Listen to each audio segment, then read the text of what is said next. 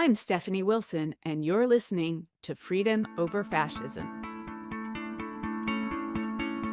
So we do have to create this sort of virtuous cycle where money is invested that allows us to grow at a faster pace because we've proven that there is a real appetite.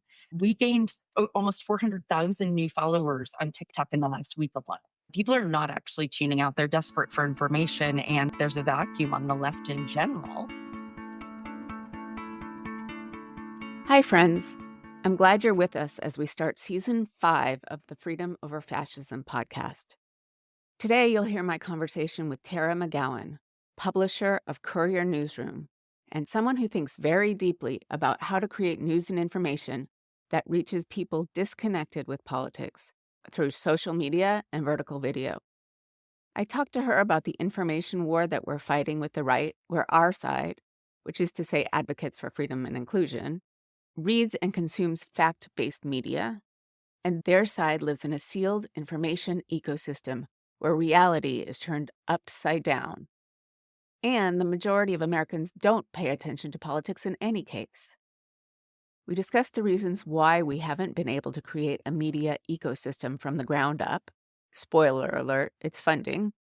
And how we need to widen the aperture of values-based information consumption to include non-political content and entertainment as well. This is the first of many conversations I'll have with independent creators, journalists, and thinkers, where we'll talk about how to improve our information ecosystem, how to work together and support each other, and how we can lift all boats. I've just published a list of fact-based news organizations and creators at www.freedomoverfascism.us. I then spent the morning updating it with other creators readers suggested in the comments. And there are still more I need to add. There's way too much for any single person to consume, and we have to find a way to be collaborating to form a useful opposition and not burn out. Tara talks about picking your top 2 to 3 issues and then being in community with friends who follow different issues, because the fire hose of destruction comprising this coup is meant to freeze our action, because we can't comprehend the scope of the wreckage. And that wreckage is only beginning. In the first 2 weeks alone, we've had 3 plane crashes because the administration gutted the safety infrastructure. The administration attempted to purge the civil service of career experts, moved to wrest the power of the purse from Congress with a proposed spending freeze, froze health research and reporting, and on and on and on. It's hard to know what to do when our leaders aren't leading, and I'm hoping more than a few of them will grow a spine right the hell now. Having said all that, which is not nearly enough, welcome to all of you who are new to Freedom Over Fascism or returning after our extended break from podcasting. Please subscribe for a free or paid subscription at www.freedomoverfascism.us and leave a review wherever you can. Tara McGowan, welcome back to Freedom Over Fascism. You are actually my first conversation after the election because I needed to take some time and figure out where I wanted to go and what questions I wanted to ask. And I think that one of the things I took away, especially since Trump took power, is that we are in an information war. We're losing. The right has an absolutely hermetically sealed information system where their people don't hear anything else, and our people don't have anything to combat it. We have lots of people who are engaged but not activists are asking me where to find the news. And so I wanted to talk to you about this, the system, the information. TikTok we don't know what's going to happen with TikTok. So if we're thinking big, systemic, how do we start catching up with the right in terms of information where reality is the center and not rhetoric I think it's just absolutely essential for all of us in this work and people that aren't also doing it every single day professionally. It's just this is a really, really, really dark, troubling, and confusing time in our country and in our politics. And the sense making of it is very difficult because what's happened and how it's happened kind of flies against a lot of just like our core values and understanding of people and norms and democracy that we all know we've been fighting to keep, but that so many in this country, frankly, really haven't been served well and responded accordingly, either by tuning out entirely from engaging or worse, being really advocates with their votes and their voices to burn the system down as it is, which unfortunately the team they've put in place is not going to do. So just really I'm grateful for the work and that you put your voice out there and do this and have been such a strong advocate and supporter and cheerleader for us. For years. So thank you for that. It's I always have to when I have these conversations, and the question that you posed was, which is such a good one, which is like zooming way, way out systemically, what needs to happen to build an information ecosystem that can actually penetrate, that can break through and reach Americans where they are when the right has built their own that has really become really powerful.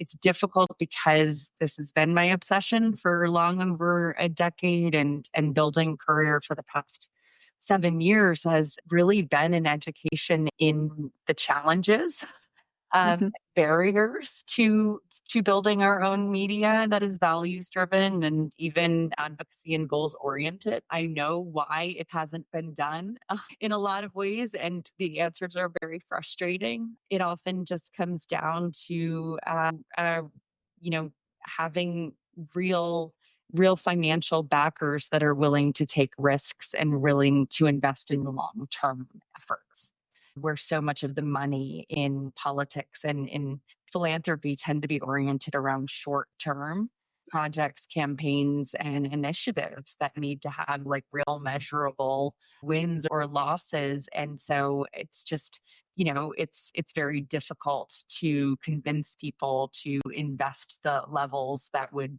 give us a real shot at having parity with right wing media, given how long right wing media has been around.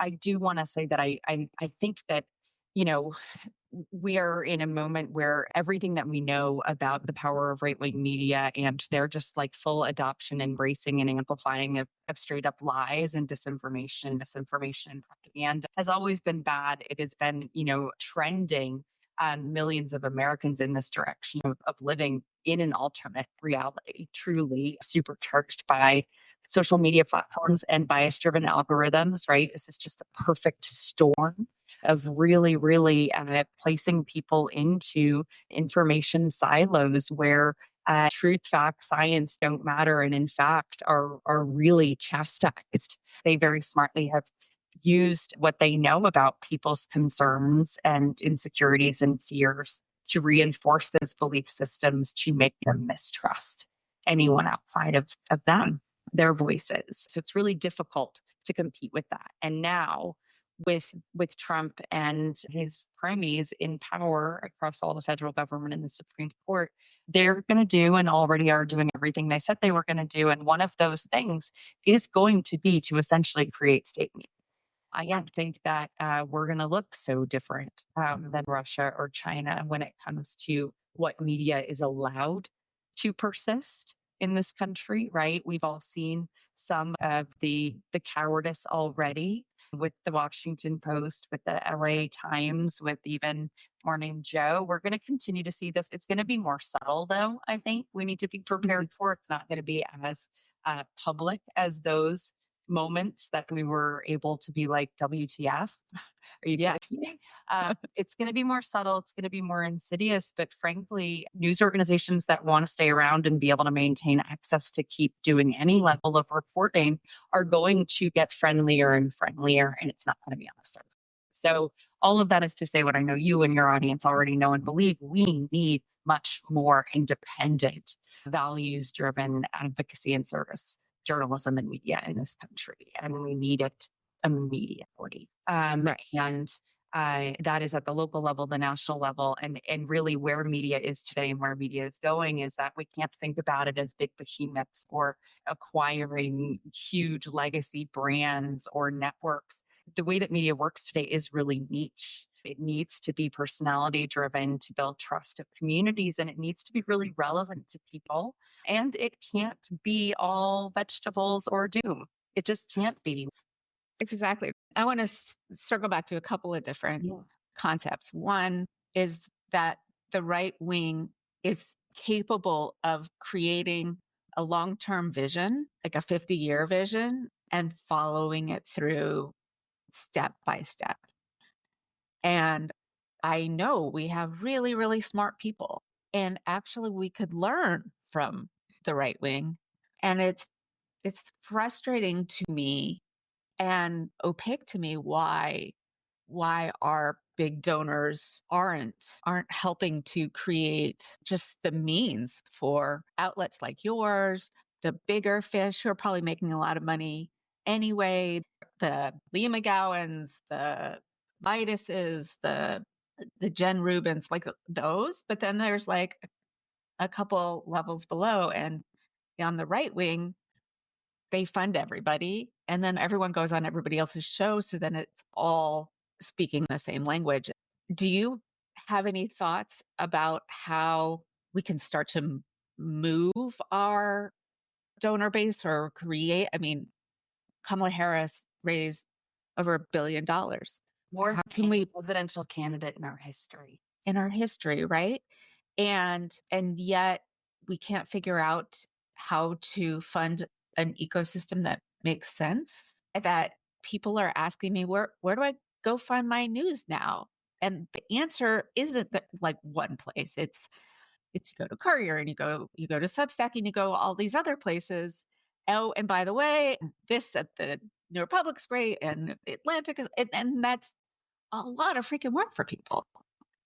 It is. It is a lot of work for people. And so, and why it is so challenging on our side, because there are a lot of reasons for it, some good, some really, really weak, in my opinion. But a part of it, one of my kind of big operating theories about why it's not always helpful for us to also look and see what the right has done and worked. And we have to build what works for our audiences. And we do have the majority of people in this country do share our values. Democrats have a brain problem. That's a whole separate conversation we can get into. But in general, progressives are very values driven people in general, right? We tend to be much more empathetic, right? The progressive movement is about progress to increase rights and freedoms and liberties and protections for all people.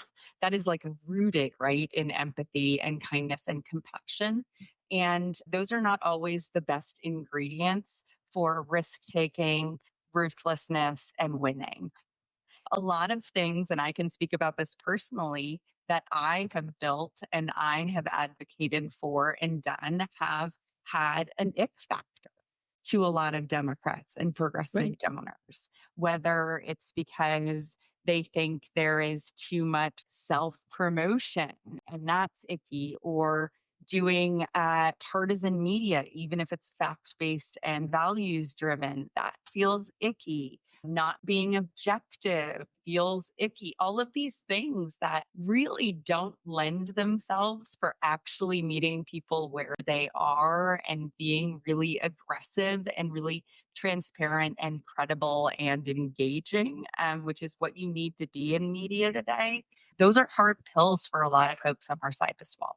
They want things that are easy. They're typically motivated by altruism or transactions like access or being invited to the ball or being up for an ambassadorship. Like that's what the incentive structure is for our donors, where donors and billionaires on the right are absolutely incentivized by a financial return on their investment. If more Republicans are elected to office, they pay less in taxes and make more money and have less regulations on their corporations to make them even richer.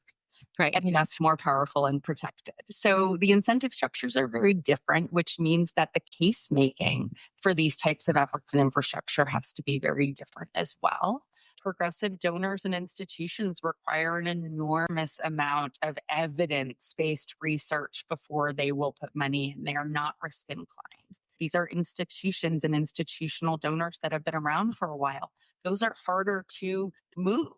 A lot of the money on the right now is Musk and Peter Thiel and frankly, younger tech bros that have more money than any human ever has or should. And so Musk threatening to primary anyone who doesn't vote in line with Trump's agenda, that's like interest he makes, if that. It's like Right. the dollar that he can throw up millions of dollars against any Republican in a race, and that threat's real. Right. And so it's just we do have a lot of complicating factors preventing us from building what we need to build. I do think if there was ever a moment, because I've been doing this for 10 years, where the appetite should change, the aperture should open, the interest and the investment should start to flow into media, it's now. People know that the Biden and then Harris campaign raised more and spent more than any campaign in history, mostly on ads and paid organizing, and neither of which changed the climate, the weather informationally, Mhm. or how people generally feel about Mhm. what government does and doesn't do for them. We became the elite party and the party protecting the institutions that the vast majority of the country don't really feel like are working in their favor. And so there's just death by a thousand cuts. But I think now I do believe and hope that there is a real ripe opportunity for folks to open their aperture and be willing to invest more in this. And it's a very chicken egg problem. There are only a few of us that have taken one for the team to like put the blood, sweat, and tears into building media with like truly pennies to the dollar of what advertising programs get. But unless we are able to show success and scale, there aren't going to be copycats. Right. So Right. one argument I hear all the time is like, there's not very many of you. And like, it's like, okay, but you're not helping us become successful, which then is going to lead to a lot more copycats. Like people look at us and they're like, oh, that looks terrible. I would way rather work for a paid media consultancy and make really good money and not like try to build something so hard. So we do have to create this sort of virtuous cycle where money is invested that allows us to grow at a faster pace because we've proven that there is a real appetite. We gained almost 400,000 new followers on TikTok in the last week alone.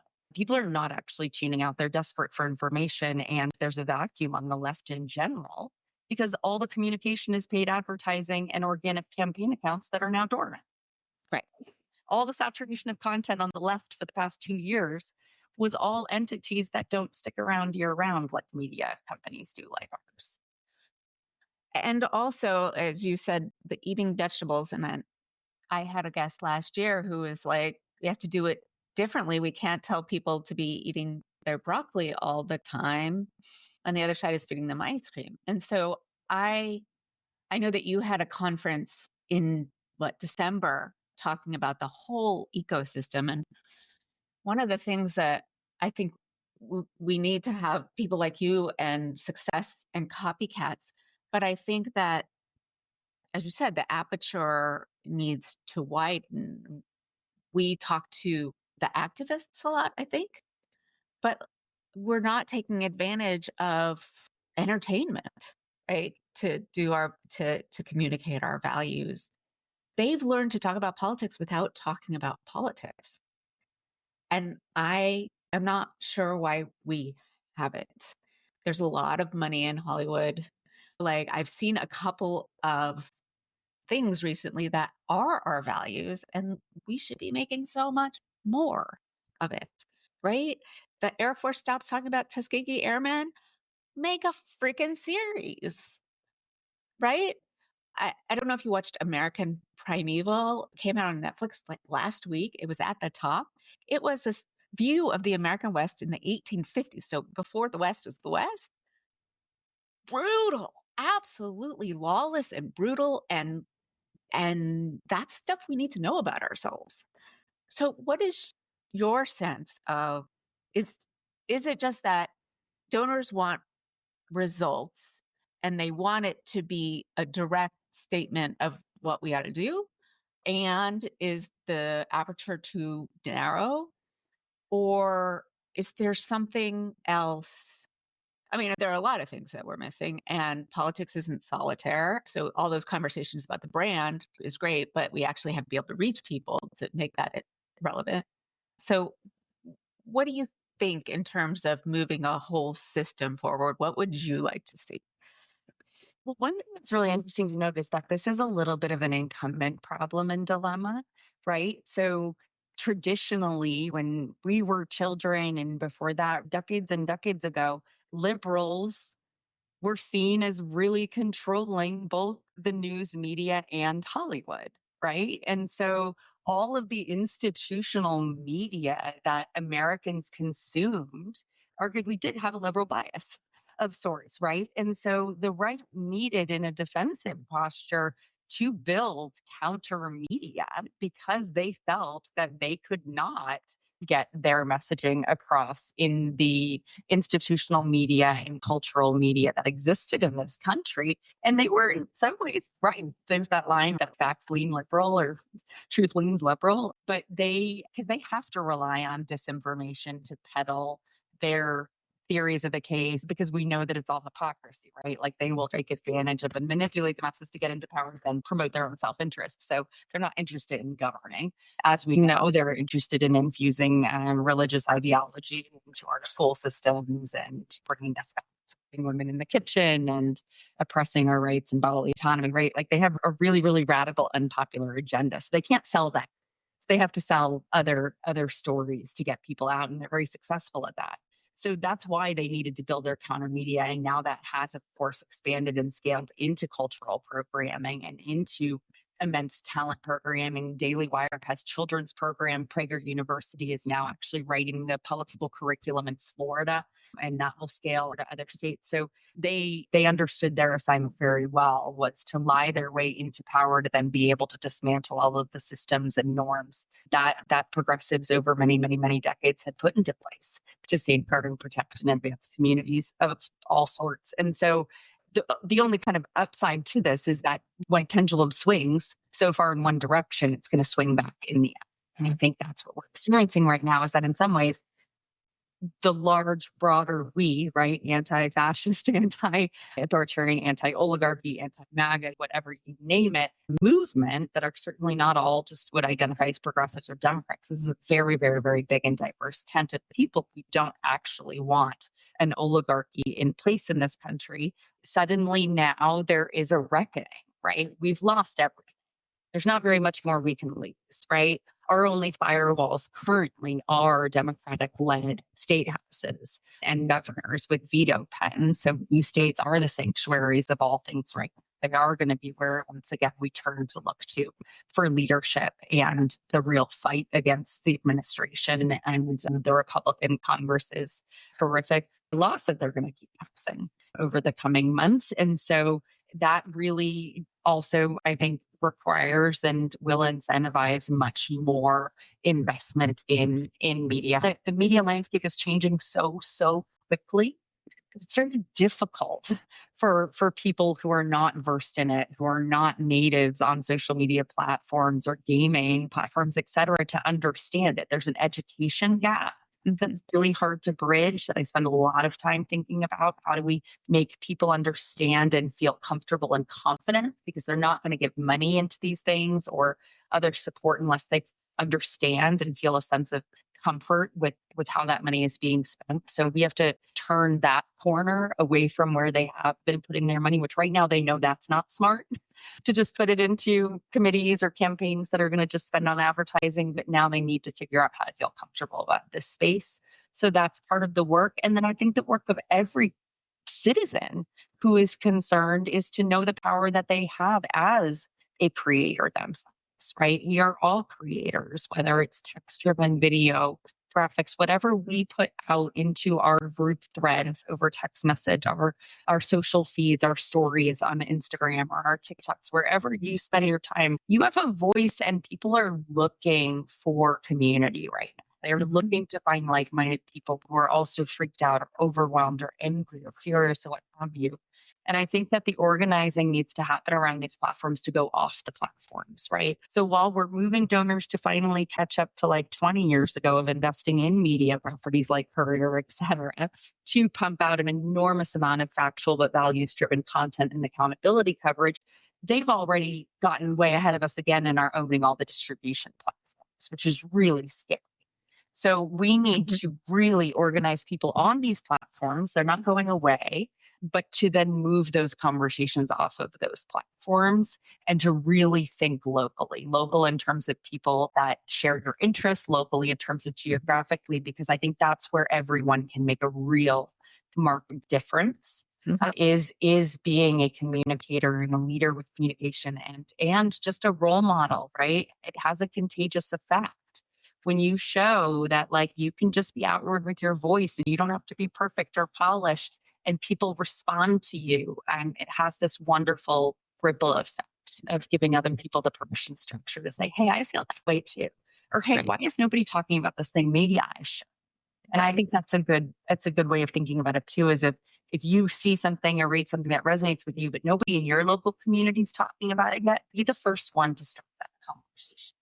If you have communities around other things, that's a great place to start talking about the bigger picture. And maybe you'll even get through to how many people who voted for Trump or didn't vote at all do you think know that money for cancer research has been shut off? And they're not going to know that. They're not going to know some of these really horrifying anti humanity things because the media isn't. But we're going to still be freaking debating whether Elon Musk had a Nazi salute when we should have just said, okay, that was Nazi. Like, let's look at the implications of that. Let's talk about what they're actually doing. Let's not be bounded by our own lack of imagination. I still see people on our side saying, "Is this the bottom?" I'm thinking we we know if they can imagine it, they can do it, right? And so we have to be able to imagine both what's going wrong, but find a way to talk to the people in our world offline as well. I think all of us who are, for better and for worse, just really, really avid consumers of everything coming out, right? We have to be careful too, because I think about this right as a publisher career and like helping steer my team and make sure like I don't love that we're contributing to everybody's anxiety who follows us with every next thing, but these things have to get reported and they have to get shared, they have to get talked about. But then also, I think that there needs to be a sorting, if you will, of folks who are really engaged and are activists or information warriors, of picking just 1 to 2 or 2 to 3 max areas that you want to focus on to reshare that content, to read and consume that content, because it is too overwhelming. That's by design, right? Their flood the zone strategy is by design. It's if they're doing every single egregious thing or 10 of them a day, how could anyone keep up? And so choose the issues that matter most to you, to your community, and be the one who's there reshare that content instead of trying to re-amplify the entire flood or kitchen sink of this stuff, because it is too much. And to think about starting communication channels or Substacks, what have you, focused on those things, even if it's just aggregating information that's digestible for people. The more people that are doing that, the more people will actually get informed, because it's not about pointing them to like 2 or 3 places, but it is overwhelming. And so I think like people focusing on like, okay, I worry about everything, but I'm really, really, really going to focus on the HHS secretary appointment next week. So you don't get overwhelmed yourself, but you're helping contribute to a drumbeat on a Right. specific issue to keep people. It's going to feel less overwhelming. It's more tangible. You can be part of multiple of those communities, but I really do think that is the best way for regular folks that are doing this as their professional work as well, can engage and do it in a way that doesn't, because the worst thing that could happen is that people become, and this is what they want, that people become so overwhelmed that they retreat and they turn to now, right? That's what we can't happen. And right now we have a very small window where people are not yet by and large tuning out. They want to know what's going to happen, right? There's a fever pitch growing about why are Democrats fighting these nominations, are fighting more, period, right? And that means that there's going to be a lot of energy and ire turned on Democrats. I don't think is a bad thing because there needs to be a reckoning there. Like, we need leaders who have spines, Right. who are unafraid, because that is also contagious. If we see our leaders operating out of fear and weakness, that only perpetuates more fear and just hands them just unfettered power and control, where we need to make these fights uncomfortable and painful to them, even if we cannot win. That is critical Exactly. for us to be able to build a movement that can actually oppose and oust this regime. It has to start that way. And so I think that that's another thing, is like getting involved. Like, maybe you want to primary your Democratic senator or House rank or state senator. Like, by all means, and they've gotten too comfortable Right. with these folks that are truly institutionalists who don't understand that that is deeply unpopular and out of favor with where a lot of. I was thinking, how do you lead when your leaders aren't leading? Like, the activist community, like, everybody's saying that somebody needs to do something, but they don't even know who to look to as someone to follow. There's a indivisible meeting where I live this week with the House Democratic Whip, Catherine Clark, who I have been an admirer for years, but where the hell are they? Right? Like, I want to get on there and go, did you lose your power of speech? Like, what happened to the sit-ins you used to do? And I do think, knowing a lot of these folks, for better and for worse, a lot of Democrats run for office and get into office because they want to govern, right? They're policy makers, they're policy minded. They don't have a path to blocking the atrocities that are happening right now through the system. So they are paralyzed.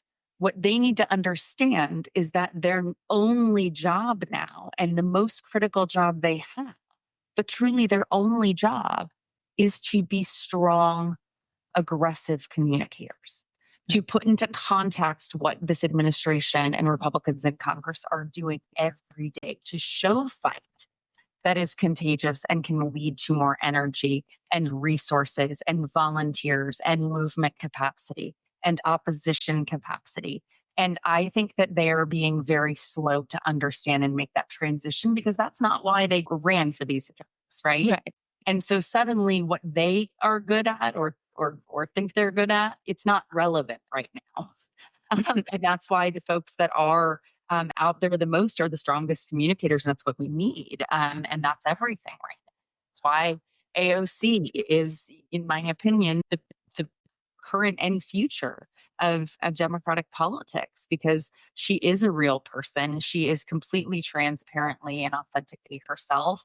And she understands that she's communicating with and to people, not about or over past people. And Trump does that too, right? He is talking to you about you. And a lot of our leaders, if you will, are actually going on cable news all the time talking about Americans, not to Americans. And I think that's a very simple shift that for some reason seems very insurmountable to a lot of them. Right. I mean, no matter what Republicans do, they always know to tell you that you're in trouble from all of these elites. And we're being like, it's somebody else that we need to take care of and not ourselves. We haven't figured out how to really talk to people as though they are the center of the world. I mean, we talked about it a lot before the election, that voters need to be the center of the story, but I don't think we got it. I think that's something that we I don't need think to. the media gets it. I don't think that a lot of elected officials and candidates get it. I don't think the consultants they surround themselves with get it. I think they're all operating in the old world order, and they are being just painfully slow to understand that we are in a new world order. And all Right. of those norms that they are trying to uphold, those virtuous norms, they don't exist anymore. It's not even that they're not going to break through, it's that they don't exist. So they're playing a game that's no longer around, while the other side has literally just taken everything and are going to dismantle what they want and leverage what they want. And if we're not calling it out and contextualizing it every day, there's just not going to be anything left. Like it kills me when people say, well, the best thing to do right now is just focus on the midterms. Like, yes, we do need to win the midterms, but like actually we need to fight at a much, much, much higher level. Like what we're up against right now, like this is truly greed driven, corrupt billionaires versus people. Like the reason for the oligarchy is not because they all share Republican or conservative values or ideological bends. It's because they have a useful idiot who they can get in bed with, metaphorically, to make sure that they never have regulation on AI, which is the arms race they are all in to accrue even more wealth and power and influence. That's what's happening. I don't think Trump even understands that's what's happening and that's how he's being used because he's just so happy to be in the club. Right. But that's what's going on right now. And it's very transparent to me that like we have to be telling that story to the American people every day because that's not what most of the folks who voted for Trump thought they were voting for. Right. Or the people who voted against him. I mean, it took us so long to realize why Musk bought Twitter. Well, that turns out to be a really short money for him. He bought the Of White commu- He bought the White House. Exactly. For very small money in his pocket. I just want to ask you as the final thing that is going to bring it all together for us is how do we support each other? How do creators, how do media companies, how do activists, how do we support each other financially with content so that we can all exist? I mean, people like me who are doing it for free, like we get burnt out and then we got to go make money to feed our families. So, how do we support each other so that we can all stay in the fight? One of my aspirations that I'm working towards is to be able to have some funds where donors don't need to understand everything or know every single entity that they're going to, but that they can trust that they're putting money into a fund that is going to support creators of all different backgrounds and strengths and from different places and communities who are generally mission aligned, right? Not surgically to a talking point or value system aligned, because I think that's another place where progressives get too precious. I think that Right. we let people in who don't agree with us on everything because you mentioned this earlier about how the right doesn't talk about politics first, right? It's woven in all the time. It's because they talk about politics the way humans talk about politics. Which is like when it comes up relative to something else, but they're talking about sports and they're talking about their kids and they're talking because that's how humans have conversations. So Right. if we had more humans just having human conversations, we're going to actually cultivate much stronger trusted communities of followers and subscribers, et cetera.